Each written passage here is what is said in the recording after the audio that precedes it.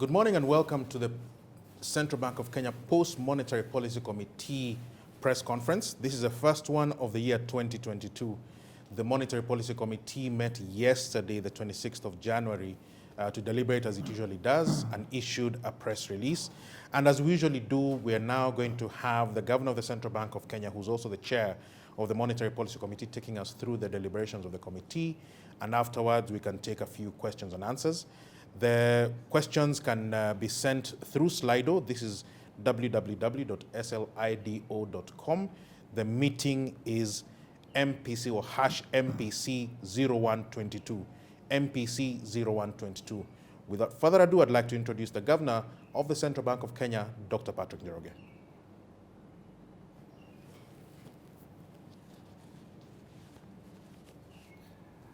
Good morning, colleagues. Good morning, everyone, wherever you are. Before starting on the main business of the day, I want to wish each of you and your families a safe and prosperous 2022. We extend our condolences to those that lost their loved ones, and remember those that have been adversely affected by the pandemic. We extend our gratitude, of course, to all those working to keep us safe and healthy. In a special way, we remember Professor Mutusime Mutembile, who passed away last Sunday. He is the late governor of the Bank of Uganda. And we extend our condolences to his family, colleagues at the Bank of Uganda, and indeed, the Ugandan people. So the MPC met yesterday to assess developments since the last meeting in November 2021. And I presume you've already seen the press release that was circulated yesterday. And the first item, the first set of issues that obviously we needed to look at were the global developments. And in this we can see that we have gone through another wave. That's the Omicron variant, obviously related to the COVID-19 pandemic. And when we met last time in November, the wave was just beginning, and with rapidly increasing infection numbers, etc. Authorities around the world, particularly the advanced economies, reacted aggressively, imposing travel bans, quarantines, etc. Now, the lesson for that, of course, is that we should go all out with the vaccination programs. And I think we all are much safer and would be much safer if the vaccination programs were much more successful, extensive in our part of the world, that's the low-income countries. And on the slide, you have a progress report of the vaccination programs around the world. And you can see Kenya towards the bottom there, something like 12% of our people have received either the first or partial, or for that matter, been fully vaccinated. So that's the point we wanted to make in terms of the COVID developments. But secondly, we also know, as we had discussed last time, the supply chain problems that were there, and these persist. And they continue to constrain production. They're pushing up prices, and therefore inflation in the advanced economies is well above the target bands. And in the US, for instance, the December inflation, CPI inflation, came in at 7%. And in the UK, December inflation was at 5.4%. In the OECD countries, inflation is on average the highest it's ever been in 25 years at 5.8 in November. And on the screen there, you have sort of the evolution of the various countries in the advanced economies. Now, concerns, of course, remain because of the prospect of wage price spirals, and indeed, inflation expectations may become unanchored. So this also ties in with the uncertainties about policy action or policy actions by the authorities. In addition, in the US, there are concerns about the fiscal policy or stance of fiscal policies, and in particular their project to, or should we say their pushing the building better program, which has hit some headwinds in the approval process. But that's not the only thing. We also know that in China there has been a resurgence, or should we say, of infections, which has led to lockdowns.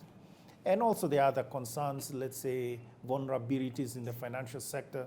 All these put together have led to a downward revision by the IMF in their recent WIU update, a downward revision in the global, let's say global outlook, scaling back growth in 2022. That's projected growth by about 0.5 percentage points. So now it is that global growth is projected at 4.4% in 2022 from 4.9% last October. US growth is projected at 4%, which obviously has come down from what it was in October. And indeed, China now is projected to grow at 4.8%. In addition to this, of course, in the global scale of things, the price of oil remains of concern. And we have a projection there, or rather a chart that is showing the price of our, let's say, benchmark crude, which is the Murban crude oil. And you can see it's at $86.77 per barrel. Actually, as of yesterday, January 26, it went up to 88.67, which is an all-time high for this crude, Murban crude. So this remains a significant, let's say, wild card, significant risk, uncertainty, in addition to the geopolitical tensions that have emerged in recent months. So bottom line, in terms of the global outlook, it's weaker, but still strong. But there are high uncertainties. So uncertainties remain, actually they have increased, around a baseline that is still of strong growth. Moving on and coming back home to the Kenyan economy, we can talk a bit more about the external sector. And here we see that Kenya's external position remains strong and has strengthened during the pandemic. The exports, for instance, I'm waiting for the slides to catch up with me. The exports have increased by 11.7%. This is for the year 2021. And these obviously are sort of like the earliest numbers for the year. So we thank all those involved in bringing these numbers together this early. So exports have done very well. And I think you can see there, horticultures, for instance, horticultures grew by 18.9%. Manufactured goods also grew strongly at 33.4%. Coffee, though the number is small relative to tea, etc., the growth is quite impressive at 15.1%. Now, tea is a significant contributor to our BOP. And in this case, our exports of tea, the value of our exports fell by 2.7%. And I think this is in 2021 relative to 2020. And we explained this as that at the onset of the pandemic in 2020, there was an acceleration of imports of tea, because the importers in our destination countries, destination markets, were concerned about potential disruptions. And so they wanted, in a sense, to quote unquote stockpile them or advance or accelerate their imports. And so in effect, there was a significant increase in tea imports in 2020, and therefore in 2021, in a sense, there wasn't, they had already had these advanced imports. So now we are coming back to a more normal sort of pace, and Q4 actually confirms that. Exports of tea in Q4, there was some growth on that, which we have reported in the press release. On imports, we have imports increased by 25.4% in 2021 relative to 2020. And the drivers of that, I think, first and foremost, oil. There is another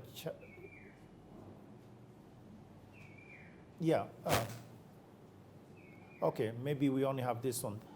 There was another one which I wanted to talk to, but oil exports increased by 59.4%, and this obviously was driven by the price. We already mentioned where the price of crude oil is. And manufactured goods also increased by 17%, chemicals by 20.4%, and intermediates. In this chart, we have consumer goods, and now I'm not sure whether this is for the entire year, but I had data for January to November. But in any event, consumer goods January to November increased by 20.1%. You can calculate what consumer good the growth is on this. And on capital goods, it was 12.2. You can calculate what it was for the year. But I think the one I wanted to mention is the intermediate goods excluding oil, which, as you can see, has grown quite sharply, which in a sense supports a sort of a robust manufacturing sector. So there has been significant recovery in the manufacturing sector, corroborated by the intermediate imports of intermediate goods excluding oil. Moving on to receipts for travel and transport-related services, these are picking up as the recovery continues. And for instance, on travel receipts, these are up by 46%, compared to a decline of 55%. Of course, this relates to arrivals, and you have a chart there that is showing the recovery that's going on with regard to arrivals or tourists, more generally speaking. Of course, we are still way away from the levels, say, in 2020 and early January, February 2021, before the 2020, before the onset of the pandemic. But you can see we have recovered, and in December, obviously the numbers have grown quite well. Transport receipts have also grown by 28%. And again, this relates to all the services that are being provided by, to the neighboring countries, etc. Then we have remittances, which is something that I think we have discussed before. And the inbound remittances were a record of 3.7, or you could say 3,718 million US dollars. It's there on the screen. And December was, from a point of view of months, December was a record month. And again, this is 20.2% growth against or relative to 2020, which itself was a significant growth over 2019. So it's amazing, in a sense, the contribution that we are getting from our remittances or diaspora, as it were. As a side note, we did release a report of the survey that we did on the diaspora remittances, and that is available on our website and elsewhere. But I think it is important to remind you that we still are very much data-driven central bank.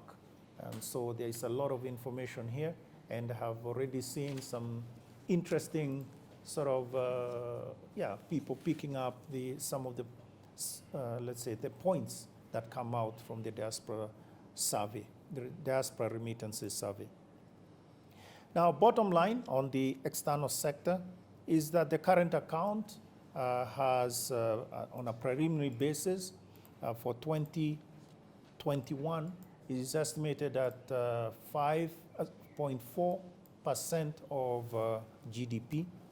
And it is important to, it's true, we had projected 5.2, so why the difference? Well, it's 0.2% of GDP, but I think the contribution here, or rather the difference, the error, if you want to call it that, is due to the forecast error, if you may, on the oil side, so the importation of oil. But in any event, as we have said before, our sweet spot for the current account is around 5%, and so this is exactly there. So we are okay with this. Obviously, this portends to stability and well-behaved foreign exchange market going forward, and also it supports what has happened so far. So in terms of the foreign exchange market, there are some charts that you can look at there.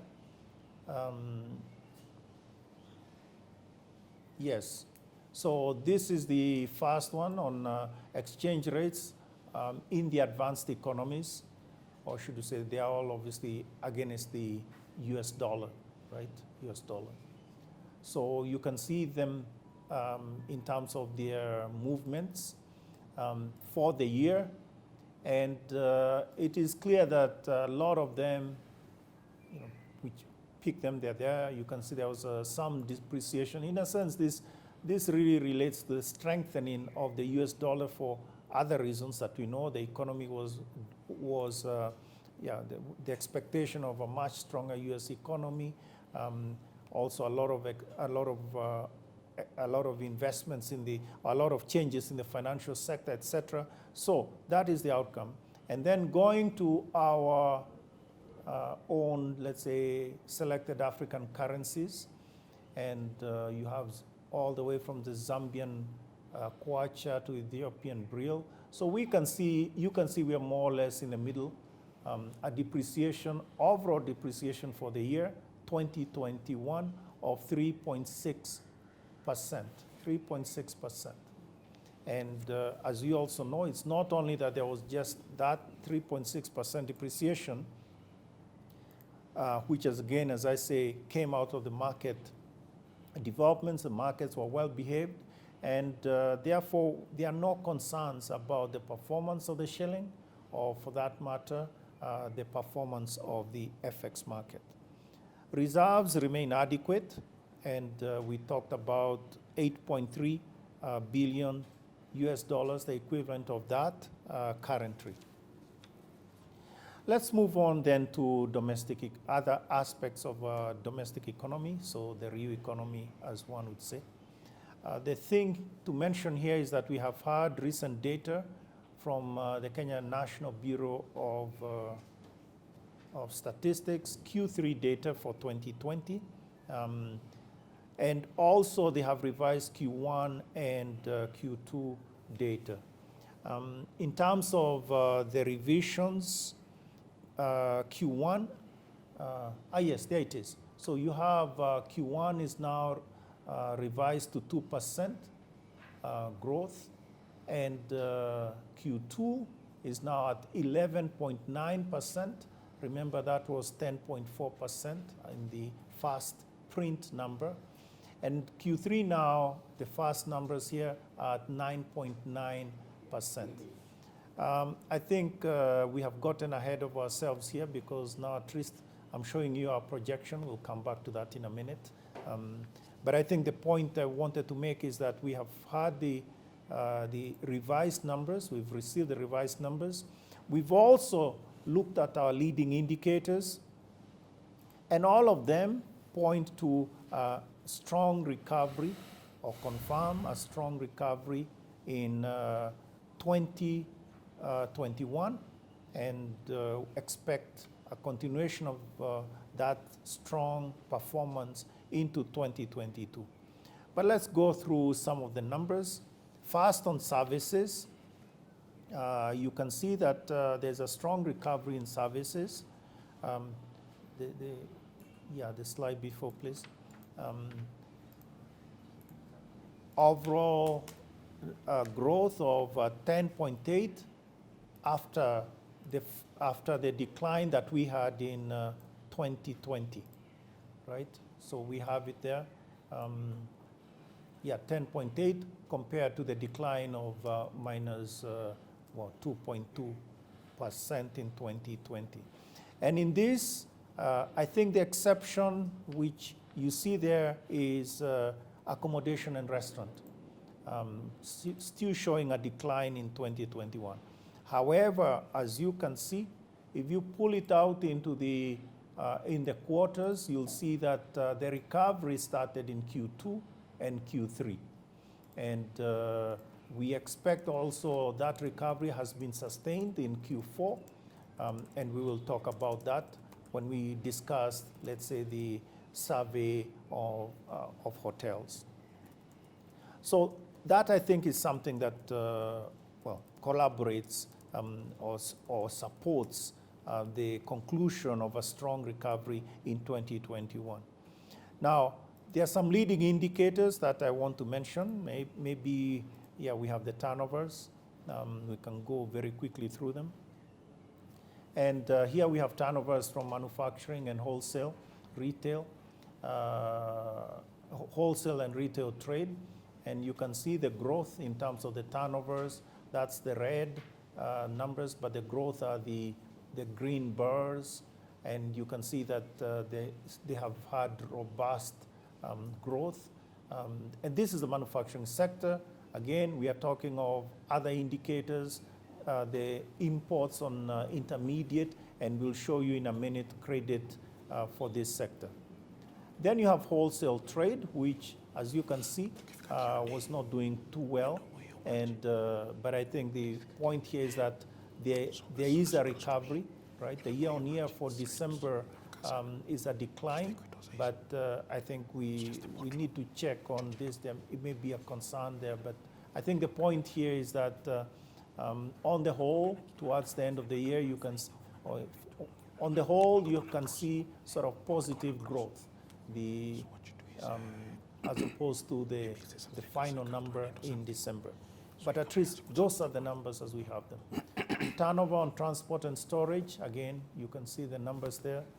The green bar, strong growth, and accommodation and food service, the turnover on that. Also, you can see there has been significant growth towards in the second, third, and fourth quarters of 2021. Talking about other leading indicators, I think we can look at credit and credit for the sectors. You have that? Yeah. It's coming on up.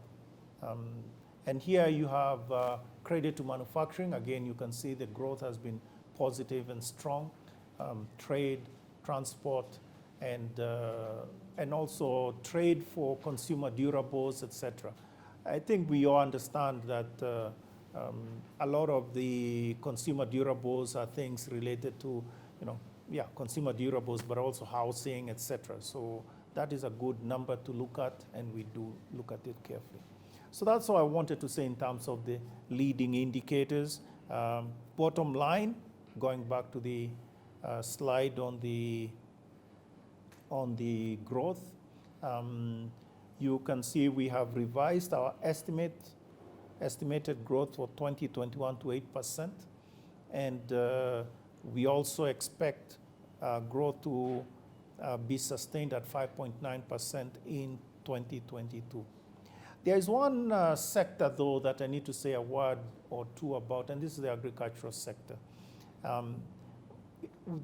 You can see in this chart or in this table the rather flat, or should we say, decline in the sector, small numbers, less 1%, 2%, etc. And I think there are several points here to mention. First is that 2020 was a very good year for agriculture. We mentioned that before. But beyond that, there's also some concern about the numbers. It's true that we did have some less than, let's say, the most favorable weather conditions. So in terms of rain, etc., lack of rain or uneven rainfall in the country, or particularly in the food growing areas. But I think the point here is also this points to some data issues, and we are working with the KNBS and indeed also the Minister of Agriculture that is the principal source of some of those numbers. So we've flagged that, and we wouldn't be surprised if this is revised once better numbers are provided, but this is what they have at this moment. So I then want to say a few things about the MPC surveys that were conducted. I think, as usual, we have 3 surveys that we conduct. The old one, which used to be the MPC market perception surveys. We also have the hotel survey, and indeed now we also have the CEO survey. I don't want to say too much, but I want to make the point that at least from the market perception survey, you can see that there was significant optimism. I mean, those that were optimistic, the banks that were, let's say, of the respondents of the banks the responding banks, if you look at the level of optimism, this has persisted since November last year. So very optimistic and optimistic. So in total, you have something like 90%. And on the non-bank private sector, you can see also there has been a high level of optimism, the 63 and also 6%, if you add those that were very optimistic and optimistic. So that is one of the conclusions that we got from this. But I think more than that, the next slide comes from the CEO survey, and here we got more information, asking them why are they optimistic. And indeed, they showed that they were optimistic about the prospects of their company and the Kenyan economy. And this related to several factors, and you can see them there. The reduced energy costs and lower inflation, improved consumer demand, which I think we can see in the retail numbers, also in, let's say, Kenyans going on vacation, in the hotels, etc. And indeed the containment of the COVID-19 pandemic and other factors. But of course there were concerns that they raised, and I think the concerns there relate to the global economy. The CEOs are quite attuned to the concerns there because after all, a lot of them are importing things, and they do understand the supply disruptions.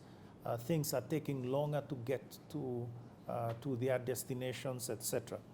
And also maybe a wait-and-see attitude by some related to the political calendar that leading, let's say, to the elections later in the year. So those are the things that are there, but the detailed outcomes, results will be published in the next couple of days. Then the hotels, I think this is something that is not surprising. In terms of operation, virtually all the hotels that we surveyed are in operation. And I think that does not mean that every single hotel is in operation. Why is that? Because there are some hotels we know that have closed for other reasons, meaning like they have been sold or they have been put on auction block, whatever it is. So there are other hotels that have those considerations, and those issues need to be, ownership issues need to be dealt with. But in terms of the numbers, yes, they're in operation. The occupancy rates have actually been the highest they've been since the onset of the pandemic. And again, as we said last November, the hotels, particularly in the coast, Naivasha, etc., were completely full, and I think these numbers corroborate that. But it is also interesting to note that, particularly in the coast area, you also the hotels obviously do get full occupancy, but at the same time you have the other bed and breakfast sort of operations that surround, that actually today are quite widespread in the coast area. And I think there's benefits to them as well, significant benefits to them. So even as we talk about bed occupancy here, we should understand that it's connected to others also that are not surveyed by us, or are not fully captured in the numbers as we publish them. The next one is on hotel, restaurant services. And again, this, as you can see, is going back to the more normal numbers. And I think this is collaborated by everything you see. I want to mention that, yes, we did see the document that was published by, I believe, that was launched by the Cabinet Secretary of Tourism. And I think it collaborates, it relates to the numbers that we've put here. Okay, I want to then move on to other things quickly. First, to mention the inflation numbers, which I hadn't mentioned. This is important, it's part of our scorecard. And you can see that inflation has remained at around 5.7, or rather has come down 5.8, 5.7, and we expect it to remain around there. You can see that the drivers are obviously food and fuel. Now, there is and we at the MPC consider the policy, the government policy on fuel, and in this, it is both on the petroleum fuel and also electricity. And obviously, we assess that those would help anchor inflation, or continue to anchor inflation, in a sense, avoid a sort of a run-up in inflation in the medium term, and indeed into the medium term, in the near term, and also into the medium term. Other points to make on banking sector, very briefly, remain stable and resilient. And the only thing to remind ourselves there is credit risk remains high, and will remain high for some time, until we have really dealt with the economy has really has really overcome the pressures from the COVID-19 pandemic, and also the bulk of the economic actors, borrowers, etc., have indeed turned the corner and strengthened their operations. So in the meantime, credit risk could be high, but at the same time, NPLs, non-performing loans as a share of gross loans, has come down to 13.1%. So it's coming down gradually, and we expect this to sort of gradual decline to be continued as the economy strengthens. Again, it is driven by repayments. It's also there's also some write-offs, but the real driver here is repayments and any sort of improvements in terms of the non-performing loans themselves. Of course, at the same time, gross loans, the denominator would increase, and therefore there's a two-direction action here. Finally, the credit growth for the economy, there's a chart on that, has increased to 8.6%. And we expect this again to continue to increase gradually towards 10%, but gradually. We are not predicting a sort of a significant surge in lending. Why? Because credit standards, we want them to remain the same. We don't want a weakening in credit standards going forward. Finally, I wanted to mention that we also looked at fiscal. We don't have that, but I think the point I wanted to make there is that the fiscal performance, particularly on revenues, has been remarkable. We mentioned this in November, but it was confirmed in the December numbers, and we expect that will continue right through to the end of the fiscal year, and something that will remain with us in terms of the framework for tax collection, etc. So that is one of the things that we looked at, and also this in a sense confirms it in a sense anchors the government's economic stimulus program and the strategy that they have, the recovery strategy that has been launched and is indeed being implemented. So this really supports a sort of a positive outcome with regard to those programs that will strengthen the economy. I wanted to stop there, but if there are any questions, we can continue. But I think those are the things I wanted to say. So thank you very much. We have questions.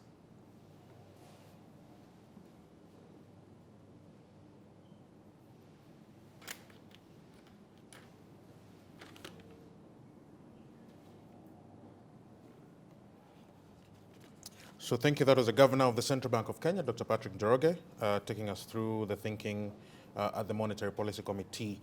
Now, as we usually do, we are taking your questions. And as a reminder, please send this through Slido, SLIDO.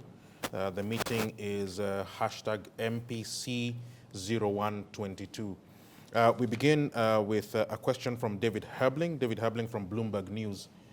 David is asking, what is the CBK's strategy on cryptocurrencies? Does Kenya have any plans to roll out a central bank digital currency? If so, what are the timelines? Excuse me. Second question is from Victor Amadala from the Star newspaper. Where is CBK on risk-based loan pricing? Are we likely to see this rolled out this year, and when? And David comes back, David Herbling from Bloomberg News. What is CBK's take on Mwalimu Sacco's plan to voluntarily liquidate Spire Bank? Okay, thank you. So maybe taking these questions in turn. First, the question about cryptocurrencies and things like that. We've already spoken to the issue of cryptocurrencies, but I think we'll be speaking more let's say, more completely about this space, not just cryptocurrencies. Cryptocurrency is one sliver, one little area. So we'll be speaking more completely about this in the near future, in the medium term, but I guess more in the near term. So please be patient on that. But suffices to say that our position has not changed on any of those products that are out there. On the CBK on risk-based pricing, I think there is a lot of confusion here. And reading the articles that are coming out there, there seems to be a lot of confusion, right? So I think it is important to understand what is going on. We have been working in this space for some time. We've been working in this space in terms of strengthening the framework of that banks use. Indeed, we talked about the new normal back in 2018, and since then we even put this new,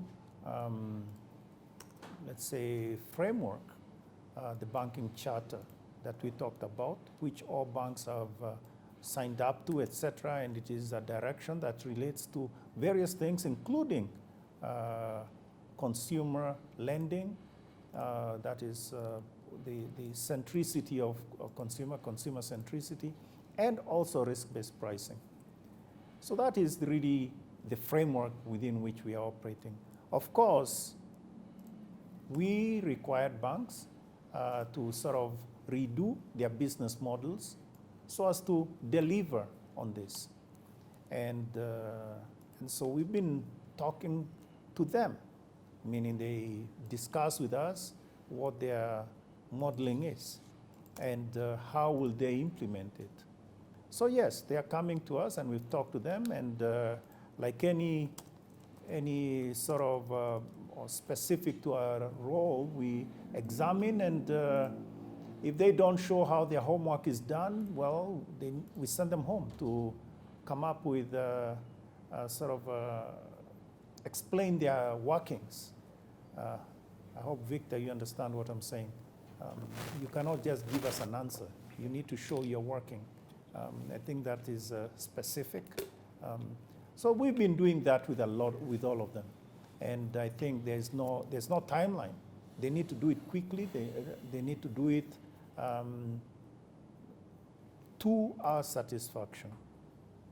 So I don't think there's anything to be rolled out. It was rolled out. It was rolled out, and we have to continue working with them. Okay.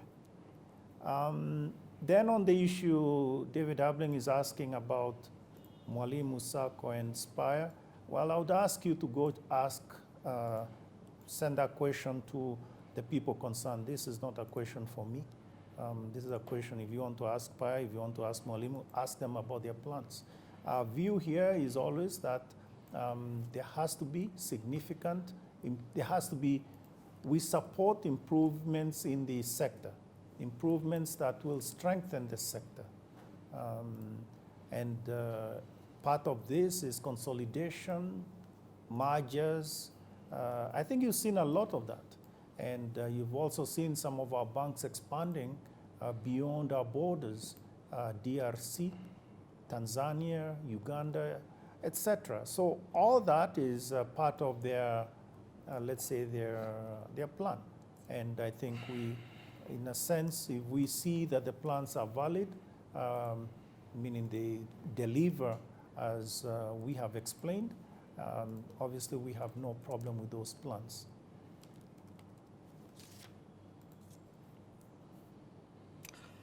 All right, the second batch of questions. We begin with Razia Khan from Standard Chartered. Growth is firm, but there are still pressures related to the COVID shock. How should we be thinking about monetary policy normalization? What will the trigger be? Duncan Mireri from Reuters has two questions. The first one is, how do you assess the potential risks posed to the 5.9% economic growth this year from the elections and the politics? Duncan's second question, Duncan is from Reuters. When do you expect rates to start to normalize after the dovish stance forced upon policymakers by the pandemic? The final one in this batch from Kefa Moirori of Radio Citizen. with inflation holding steady so far, how long do you feel the MPC can keep its accommodative stance, and what could be the risks to trigger contrary action? Okay, so most of the questions really, I think 3 of them are pretty much around Razia Khan's question. So growth is firm, and I think we should appreciate that. It's, I guess we all have been students at one point or other. And when you get 90%, and your teacher says good, yeah? Your parent generally says you can do better. You get 95, your teacher says very good. And your mom or dad will generally say, why didn't you get 98? And so forth. So the point I'm making here is that let's appreciate the work that has gone to actually delivering this performance. The economy as it is, despite the shocks, these are the largest shocks we've ever been tossed, we've ever received, has actually not just landed on its feet, it actually has done remarkably well. So that's the first thing. So I think that first part of growth is firm needs a bit more sort of appreciation, and I want to leave that there. But at the same time, yes, there has been there are shocks that persist, and I think the point has to be, first and foremost, we have to deal with the health crisis to make sure that it doesn't become an economic crisis. So that approach remains, and in a sense, you don't know where the rocks are if you're sailing, but you don't know where the rocks are, and so you have to maintain this sort of attention. And make sure that you don't crash into some reef because in that example, a new variant has come and people have not been vaccinated, etc. This is why the most important thing that we can insist on is vaccinations, accelerating that whole process. But coming back to monetary policy normalization, I would ask you to sort of step back from the let's say, the prism of the advanced economies. They have a long way to go in terms of normalization. But I think for us, if you remember, the policies that we actually put in place related to, first and foremost, on lowering the CRR, right? And this put out a significant amount of liquidity. We lowered it by 1%, if you remember, 1 percentage point. And then also the lowering of interest rate, the indicative rate. So I think the point here is we need to look at everything else. The economy is also changing. This is the one thing that I think we need to appreciate a lot more. The economy today is not where it was a year ago, or for that matter, 2 years ago. And this is why, from our perspective, we have this is why it has been good that we've been pushing on improving our monetary, or modernizing our monetary policy framework. It won't be the same as it was before. And I think the issue now will have to, let's say, recalibrate some of those things. The rules of thumb that we had before have gone out the window, right? The banks themselves have become much more nimble. So for instance, you've seen the rate of growth of private sector credit, right? 8.6. Now maybe 8.6 in years ago was kind of nothing. But maybe they are much more efficient in terms of using of credit. So I think the point I'm making is it's hard to say when, because there's all this other work that we need to do, which will, in a sense, tell us when to begin to sort of put a foot on the brake. In a sense, maybe withdrawing whatever monetary policy stimulus that we had put in place. But at the same time, we also need to see where the fiscal policy is. And I think that is an important element, that budget. So I know I haven't answered you, I haven't given you a specific trigger, but I think I've given you enough material to show you how we as policymakers are thinking through this material.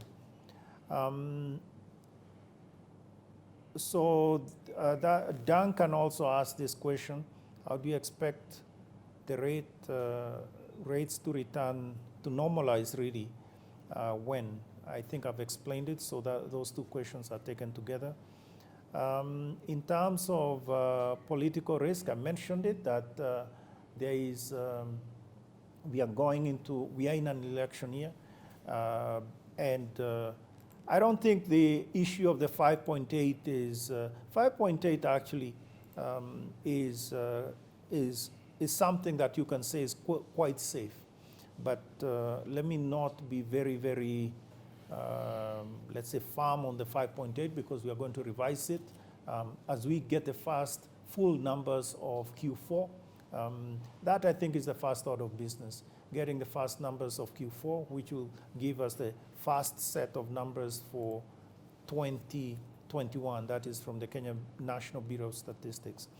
But I think the only point I would make here is we've seen elections before. We saw them 5 years ago. Actually, we saw a double election 5 years ago. And we saw another one 5 years before that, and etc. So I think a lot of this, there's a lot of fear, let's say, in your question. But I think your fear here is more speculative than anything. So I think we would just say that those are scenarios of a baseline, and the baseline is 5.9% growth. Finally, the question about inflation, I guess I talked about that. Kefa's question about accommodative stance, how long can we continue on this, and what would trigger sort of a switching tack, as it were. And I think I've explained it in detail in answering Gracia's question. All right, the final set of questions from what I can see. The first one is from Churchill Ogutu of IC Asset Managers. Churchill asks, are there timelines to the start of publication of quarterly inflation reports, as alluded to in the CBK white paper, to supplement survey-based inflation measures? Peter Mboro from the Daily Nation. CBK's 2021 Q3 economic review. Kenya's public debt by September was 69% of GDP. Treasury's figure is 64.6% of GDP. What's the actual percentage? Finally, back to Kefa Moirore from Radio Citizen. Banks had requested a review on the waiver of charges on transfers between bank accounts and mobile wallets. Are there any updates on that review? Okay, fine. Maybe beginning with Churchill's question. At this moment, we don't have, we put it out there and we are working on them. I don't think the issue here is to have, just to publish stuff, right? We are publishing things so as to ensure that there is better understanding of the issue. And so at this moment, we have indicated in the various, let's say, elements or actions that we want to put out in the, we've indicated it in the white paper. And the sequencing of it is something that obviously we are looking at. Things need to be sequenced correctly. But at this moment, I cannot tell you when is it that we are going to be doing, publishing a particular item or whatever. At this moment, and turning it around, Churchill, at this moment, there's a lot of information that we are putting out there. A lot. On a weekly basis, we are putting out the bulletin. It gives you data. We put it out generally at 4:30 on Friday. Maybe when it slips, it's at 5:30 on Friday, on Fridays. But there are other things that we are putting out. We put out the quarterly numbers every quarter, economic numbers, economic bulletins. But beyond that, there's also other things like the surveys. We are putting out every MPC meeting. We have 3 surveys that we put out. We've put out the diaspora survey. And we've also put out the FinAccess survey, which I wanted to remind you also here. FinAccess. This was in December. And also there was a little, those of you that need a quick sort of summary, there's the FinAccess tracker survey. This is, I think, the 3rd volume, and there are several of them. So I'm making the point that there's a lot of information out there. There's a gentleman by the name Mohammed Hersi, we know him, and he made a point informally that we need to do better, we as a community of, let's say, analysts. He was pointing it, obviously, to analysts that are not in the central bank. He was talking more about the diaspora remittance survey, and sort of begin to get into the weeds in the data that is there, analyzing that, not just getting stuck on the sort of high level one item, that sticks out. I mean, he made the point that most journalists picked up the issue that, quote unquote, most of the money is going to mom, and there are all sorts of articles about that. Not that, I mean, that's what the survey showed, but there are many other nuggets in there that deserve good analysis. So Churchill, I think I would encourage you and others. There's a lot of work, there's a lot of bad work as well. I mean, we see it. I think you would agree that I have been making the point that there are some analysts who really shouldn't have the label analyst assigned to them, because they have a point of view, and it doesn't matter what the data shows, they want to shock, right? They are shock therapists, as it were. And I think they should go somewhere else. Maybe shock therapy has a place somewhere else, but definitely not what we are doing. So I encourage you to look at all this information, and again, as we have said, we are data-driven, and so we put it out there for a reason. Then there was a question about Peter Mburu on data. I don't know what to tell you, because it's clear. Look at don't just look at the ratio, 69%, 64.6%, etc. Look at the numerator and the denominator, right? And then see what the outcome is.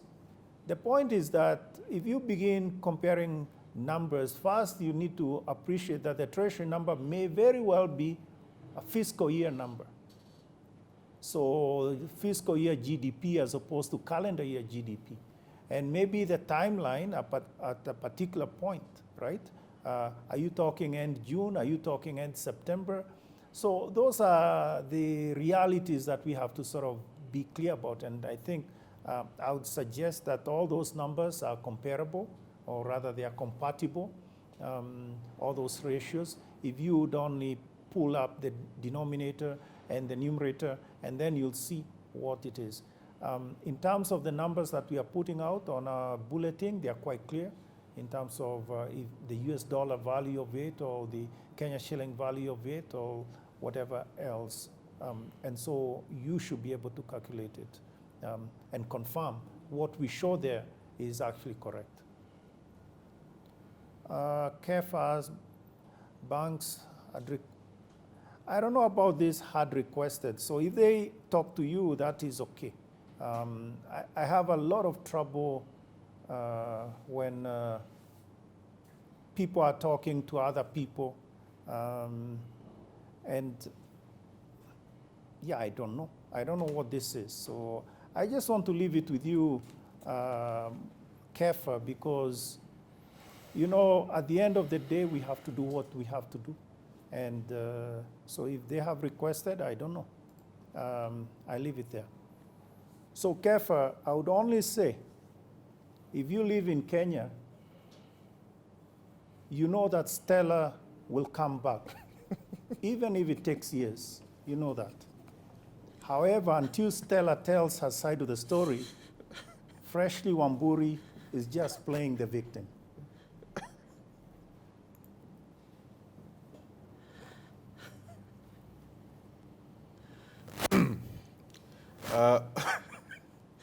On that musical note, that brings us right to the end of our press briefing for today. This is a post-MPC press briefing for January 2022. And as usual, as it says in the press release for the MPC, the expectation is that the MPC will meet in March, but obviously stands ready to meet at any other time. So for now, thank you very much for joining us, and do have yourselves a good afternoon.